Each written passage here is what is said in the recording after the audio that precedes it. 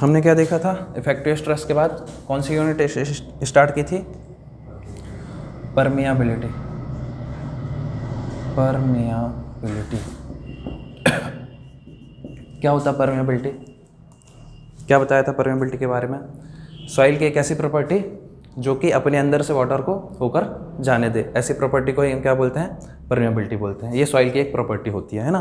तो बेसिकली यदि हम बात करते हैं परमियाबिलिटी के बारे में, परमियाबिलिटी में हमने क्या क्या चीज़ें डिस्कस की थी, तो हमने 3 प्रकार के डिस्कस किए थे इसमें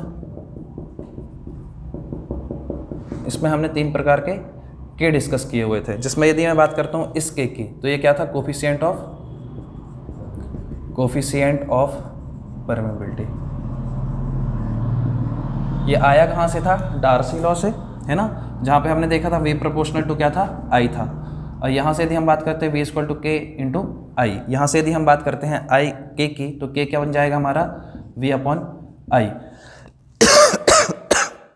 जहाँ पर यदि हम बात करते हैं जो ये V है, V क्या है हमारे पास, डिस्चार्ज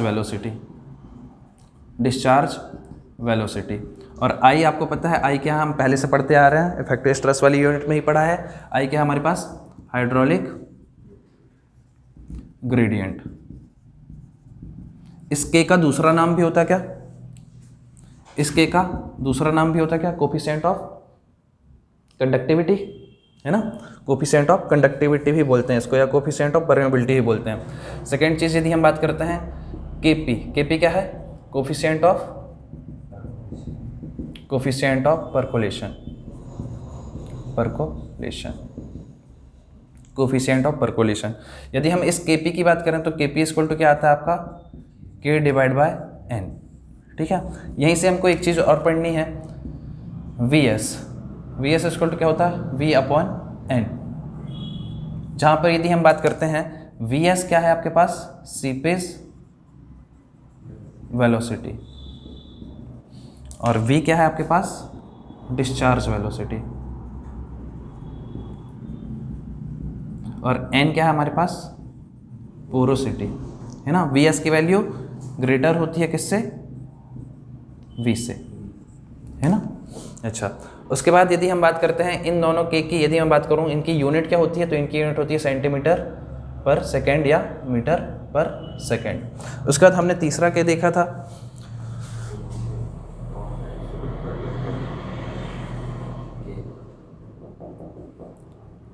K नॉट, इसको क्या बोलते हैं,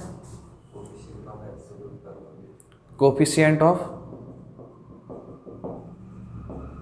एब्सोल्यूट परमियाबिलिटी, या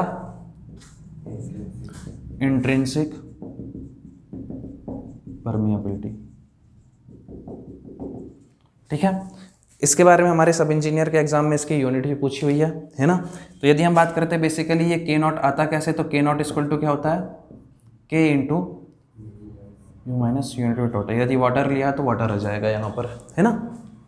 अच्छा, यदि हम बात करते हैं इस K की यूनिट की, है ना, इसकी यूनिट एग्जाम में पूछी गई है। इसकी यूनिट क्या होती है, या तो मीटर स्क्वायर, या सेंटीमीटर स्क्वायर, या डार्सी, है ना। ये सारी चीज़ हमने डिस्कस की हुई थी।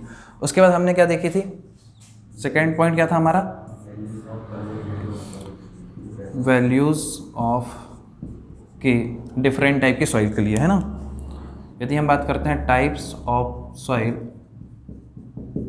और एक साइड हमने लिख दिया K की वैल्यू किस में है, सेंटीमीटर पर सेकेंड में, ठीक। सबसे पहले हमारे पास हमने देखा है ग्रेवल, फिर हम किसकी बात करते हैं, सैंड की, फिर हम किसकी बात करते हैं, सिल्ट की, फिर हम किसकी बात करते हैं, क्ले की। तो यदि हम बात करते हैं ग्रेवल की, तो ग्रेवल का जो हमारे पास वैल्यू होता है वो ग्रेटर देन क्या होता है, 1। सैंड की यदि हम बात करते हैं तो K कितना होता है सैंड के लिए, 1 से लेकर 10 की पावर -3 तक। उसके बाद यदि हम सिल्ट की बात करते हैं तो 10 की पावर -3 से 10 की पावर -6 तक। और क्ले की यदि हम बात करते हैं तो ग्रेटर देन 10 की पावर -6, ग्रेटर या लेस देन, ग्रेटर 10 की पावर -6, है ना। यहाँ तक ये चीज़ हमने डिस्कस की हुई थी।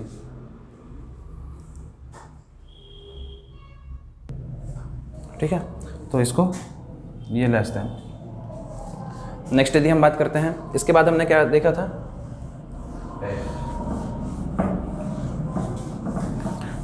के निकालने के लिए डिफरेंट टाइप के हमने टेस्ट किए होते हैं ना। थर्ड नंबर पे थर्ड पॉइंट था हमारा डिटरमाइनिंग के फॉर वेरियस टेस्ट, है ना। कौन कौन से टेस्ट देखे थे हमने, तो इसके लिए हमने देखी थी 3 मेथड। कौन कौन सी थी हमारे पास, एक थी हमारे पास फील्ड मेथड, एक थी हमारे पास लैब मेथड, और एक थी हमारे पास इनडायरेक्ट मेथड। इनडायरेक्ट मेथड, है ना। यदि हम बात करते हैं फील्ड मेथड की, तो फील्ड मेथड में हमारे पास कौन कौन सी चीज़ थी, एक तो हमारे पास होता है पंपिंग इन टेस्ट, एक हमारे पास होता है पंपिंग आउट टेस्ट। ठीक है, पंपिंग इन टेस्ट कब किया जाता है, जब एरिया ऑफ इन्फ्लुएंस कैसा होगा, स्मॉलर। ठीक है, और इसका जस्ट अपोजिट यदि मैं बात करता हूं, एरिया ऑफ इन्फ्लुएंस कैसा होगा, लार्ज, तब हम करेंगे पंपिंग आउट टेस्ट। इसके बाद यदि हम बात करते हैं पंपिंग इन टेस्ट में भी हमने देखी थे कौन कौन से, एक तो हमारे पास कौन से थे, open end test, open end test, और एक हमारे पास था पैकर टेस्ट, है ना। और इनकी सहायता से हमने के निकाला था। उसके बाद यदि हम बात करते हैं पंपिंग आउट टेस्ट की, तो पंपिंग आउट टेस्ट में हमारे पास क्या क्या चीज़ें थी, जनरली हम इस पे देखते हैं टाइप्स ऑफ सॉइल के हिसाब से, है ना। तो जनरली हमने इस पे डिस्कस किया था एक्यूफर के बारे में, और एक्यूफर में हमने 2 चीज़ देखी थी, एक था हमारे पास अनकन्फाइंड एक्यूफर और एक था हमारे पास कन्फाइंड एक्यूफर। ठीक है, यदि हम बात करते हैं, मैं इस साइड का रब कर देता हूँ, और इनका एनालिसिस हम किस बेसिस पे करते हैं, ड्यूपिट्स थ्योरी और थीम्स थ्योरी के हिसाब से, है ना। यदि हम बात करते हैं अनकन्फाइंड एक्यूफर, अनकन्फाइंड एक्यूफर की, तो ये दिख रहा है अनकन्फाइंड एक्यूफर, ऊपर लिखा नहीं दिख रहा, दिख रहा है। अनकन्फाइंड एक्यूफर में यदि हम बात करते हैं, तो इसका जो हमने के निकाला था, के कैसे निकाला था हमने, 2.303 Q log R2 divide by R1 divide by pi H2 square minus H1 square, सही है ना। इस तरीके से हमने इसका के निकाला था। उसके बाद यदि हम बात करते हैं, हमारा सेकंड क्या था हमारे पास, कन्फाइंड एक्यूफर। कन्फाइंड एक्यूफर, इस पे जो हमने के निकाला था, इस पे जो हमने के निकाला तो क्या था, 2.303 Q log R2 divide by R1 divide by 2H pi H2 minus H1, ये था फॉर्मूला हमारा। और इन दोनों फार्मूले से एग्जाम में क्वेश्चंस आते भी हैं, तो ये दोनों फार्मूले आपको याद भी रखने हैं। ठीक है, नेक्स्ट यदि हम बात करते हैं, और ये यदि हम बात करते हैं पंपिंग आउट टेस्ट, तो किसी प्रकार की सॉइल के लिए कर सकते हैं अपन इनको, है ना। इस पर जनरली आपके पास 2 ऑब्जर्विंग वेल रहते हैं और एक आपका मेन बोरवेल रहता है। नेक्स्ट यदि हम बात करते हैं, नेक्स्ट हमारे पास मेथड होती है कौन सी, लैब मेथड। मैं इसको यहाँ से रब कर रहा हूँ।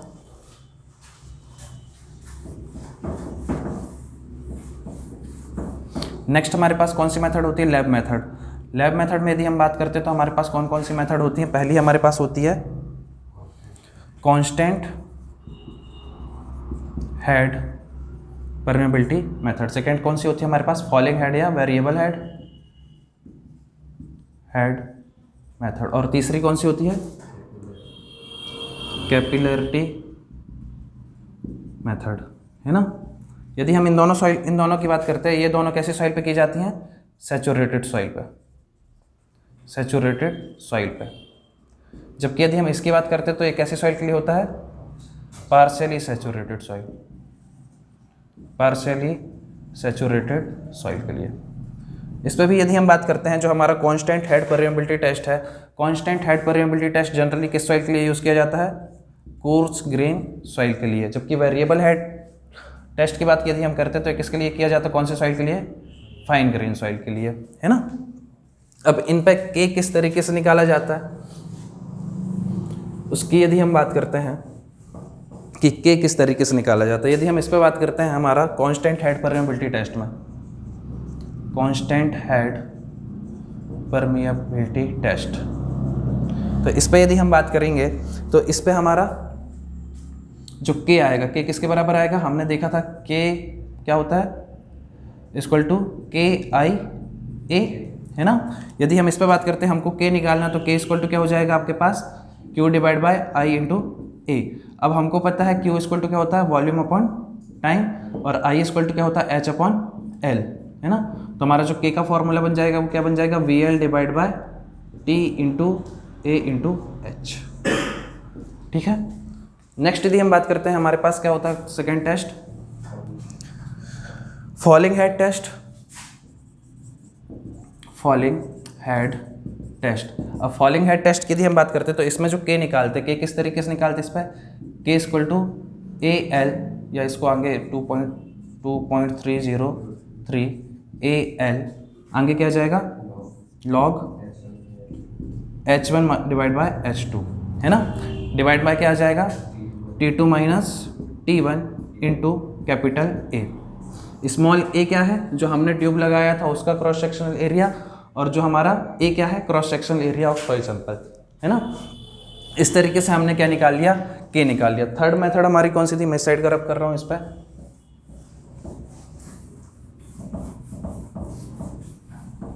थर्ड मेथड हमारी कौन सी है, इनडायरेक्ट मेथड। इनडायरेक्ट मेथड में यदि हम बात करते हैं तो हमने क्या अलग अलग लोगों के अलग अलग फार्मूले देखे थे। जैसे यदि हम बात करते हैं पहला फार्मूला किसने दिया था हमारा, कोजनी कॉर्मन इक्वेशन, है ना। यदि हम इस पर बात करते हैं कोजनी कॉर्मन इक्वेशन की, तो इसमें इनने क्या इक्वेशन दी थी, के इक्वल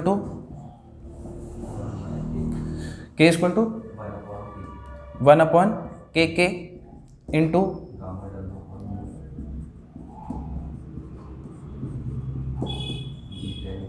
है ना, या तो फिर 1 अपॉन के ई Q divide by 1 plus E unit weight of water, viscosity of water into 1 upon specific surface area, है ना। ये इक्वेशन दी थी इनने, इन्हीं के हिसाब से हम फैक्टर भी डिसाइड कर सकते हैं। सेकेंड यदि हम बात करते हैं तो सेकेंड इक्वेशन क्या थी हमारे पास, Allen Hazen equation. Allen Hazen equation की यदि हम बात करते हैं तो इसमें के इक्वल टू क्या था हमारे पास, सी इंटू डी 10 स्क्वायर। यहाँ पर जो डी होता है वो किस में होता है, सेंटीमीटर में, और सी की वैल्यू जनरली कहाँ तक होती है, 100 तक, है ना। तो कि हमारा आ जाएगा सेंटीमीटर पर सेकेंड में। नेक्स्ट यदि हम बात करते हैं तो थर्ड इक्वेशन क्या थी हमारे पास, टरजागी इक्वेशन क्या थी हमारे पास, K equal to 200 e square D 10 square, ठीक है। इससे भी हम के निकाल सकते हैं। नेक्स्ट क्या थी हमारे पास, नेक्स्ट इक्वेशन कंसोलिडेशन इक्वेशन, है ना, कंसोलिडेशन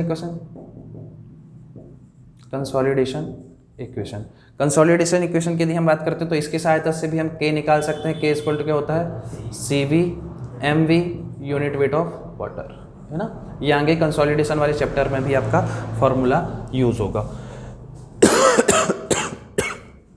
इस तरीके से हम क्या निकाल लेंगे, के की वैल्यू निकाल लेंगे। नेक्स्ट यदि हम बात करते हैं तो नेक्स्ट चीज हमने जो पढ़ी थी, क्या पढ़ी थी, फैक्टर अफेक्टिंग के को कौन कौन से ऐसे फैक्टर हैं जो कि इफेक्ट करते हैं। तो सबसे पहले यदि हम बात करते हैं, सबसे पहला क्या था हमारे पास, यहाँ पर ये के क्या है, कोफिशिएंट ऑफ कोजनी कॉर्मन परमेबिलिटी, है ना। नेक्स्ट यदि हम बात करते हैं,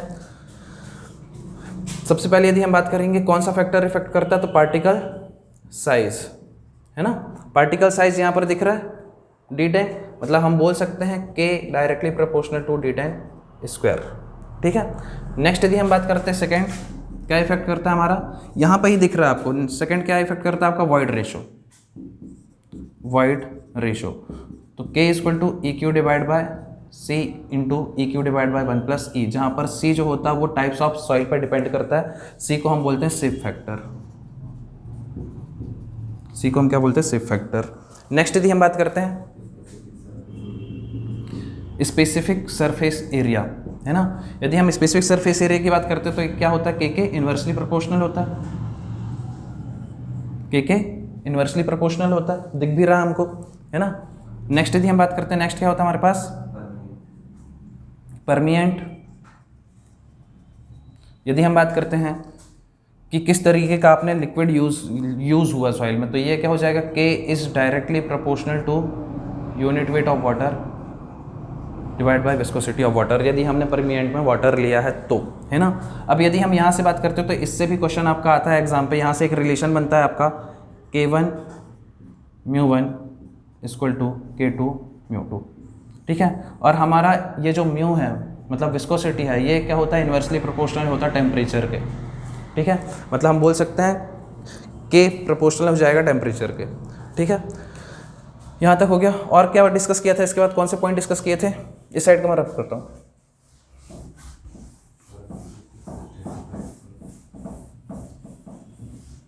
इसके बाद और कोई सा भी था क्या, इसके बाद एक पॉइंट और यहाँ पर, इफेक्टिव स्ट्रेस के साथ के का कैसा रिलेशन होता है। तो यदि के की वैल्यू बढ़ेगी इफेक्टिव स्ट्रेस के साथ, तो के की वैल्यू यदि बढ़ेगी तो इफेक्टिव स्ट्रेस क्या हो जाएगी, इफेक्टिव स्ट्रेस कम हो जाएगी, है ना। तो इस तरीके से हमने के को कौन कौन से फैक्टर हैं वो डिसाइड कर लिए। इसके बाद हमने नेक्स्ट टॉपिक पढ़ा था स्ट्रैटिफाइड सॉइल, है ना। स्ट्रैटिफाइड सॉइल की परमेबिलिटी किस तरीके से निकालनी है, तो इसमें हमने दो केस देखे थे, केस 1 और केस 2। केस 1 क्या था आपका, फ्लो कैसा होगा अलोंग द सॉइल, है ना, या बोल सकते पैरेलल टू द सॉइल, मतलब इसके यदि बात करते हैं हम, हमारी जो सॉइल है उसके फ्लो, जो हमारी सॉइल लेयर है उसके पैरेलल में ही हमारा क्या हो रहा है, फ्लो हो रहा है। तो उस कंडीशन पे यदि हम बात करेंगे तो के निकालेंगे हम, तो कैसे निकालेंगे, के या तो इसको के एक्स बोल सकते हैं या तो हम इसको के जेड बोल सकते हैं, और इसको हम कैसे निकालेंगे, K1 H1, डायरेक्ट फॉर्मूला याद रखना हमको इसका, है ना, इसका डेरिवेशन नहीं करना, H1 + H2, इस तरीके से हम इसको कैलकुलेट कर सकते हैं। नेक्स्ट यदि हम बात करते हैं हमारा फ्लो कैसा है, परपेंडिकुलर टू बेडिंग प्लेन, ठीक है। मतलब कुछ इस तरीके से हमारा बेडिंग प्लेन है और ये हमारा फ्लो है, ठीक है। इस कंडीशन पे यदि हम बात करेंगे तो हमारा जो के जेड निकल कर आएगा, के जेड कितना निकल कर आएगा हमारा, H1 + H2 + H3 divide by H1 divide by K1 + H2 divide by K2 + H3 divide by K3। इस तरीके से हम इनको डिस्कस कर लेंगे, ये दोनों फॉर्मूले याद रखने हैं। उसके बाद यदि हम बात करते हैं, हमको यदि इक्विवेलेंट के निकालना है ना,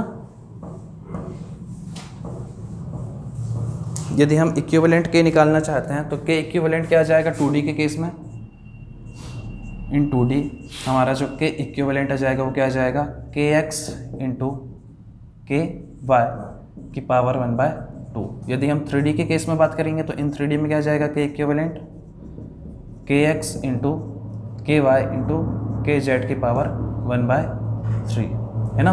और हमने एक चीज़ और देखी थी, kx या इसी को हम बोलते हैं और z, इसकी वैल्यू क्या होती है, ग्रेटर होती है किससे, kz से, है ना, ये चीज़ देखी थी, ठीक है। तो इस तरीके से हमने जो है परमेबिलिटी को भी क्या कर लिया था, फिनिश कर लिया था, ओके।